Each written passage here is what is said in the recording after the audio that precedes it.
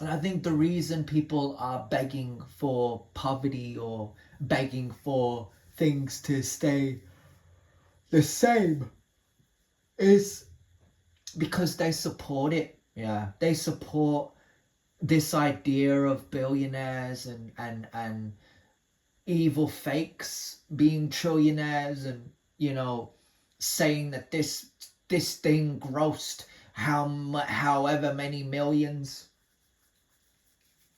We shouldn't sit here and point at an individual who's crooked, who's spineless, who's weak, who's servile, who serves themselves, who's self-centered with an ego that triggers my very mental health, my very my very soul, that I have one, that a soulless individual could come through and say, oh, I want to be a millionaire, and then I want to be a billionaire, and then I want to be a trillionaire. It's like, what?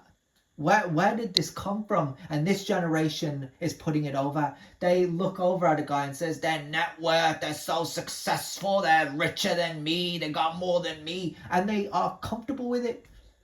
Me personally, I'm not. I'll be real. I'm not. It's stolen money, And I also wanted to touch on this. When all these people talk about the war, all these nonsensical wars, that is true. I think a lot about the Palestinians. I think a lot about them. I think about, just how it makes me feel knowing that people, just like the survivors in the Epstein files, we're seeing it repeatedly. We're seeing it normalized. We're seeing it constantly promoted.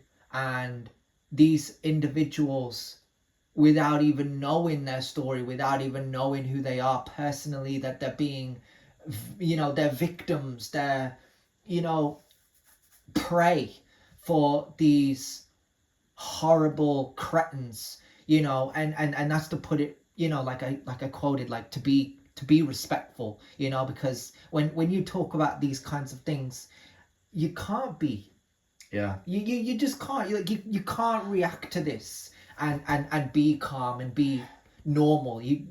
Like, if I'm saying this, I'm gonna go to that place, I'm gonna be so pissed off, I'm gonna be so angry. Like, this is how it makes me feel, not anybody else that are there supporting the evil fakes of the world, the people that accept fakeness as their reality. It's all a fantasy. It's all an illusion that they want to be.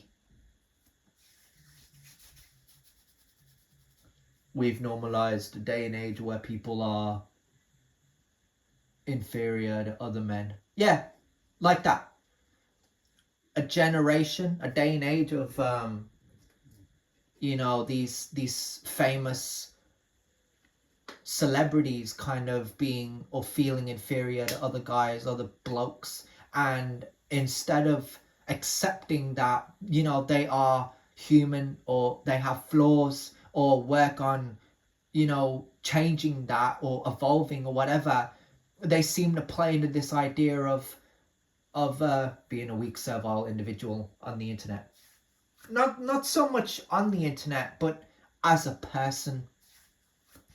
When I look over at an individual, I need to know that they're grounded. I need to know that they're human. I need to know that they're not an imitation. I need to know that they're not like a sellout, that they're not, they don't care about the agenda, and I think saying what I said about, I don't call it a party, I don't call it Labour, I don't call it a government, I call it an agenda, because of this, because of the way people are treated. People have been treated the same for so long, and I think it was the 40s that people started to kind of figure it out for themselves, like when this year's over, then it's gonna hit 76 years or however long it's been, But to think, we've been a part of this for 75 years.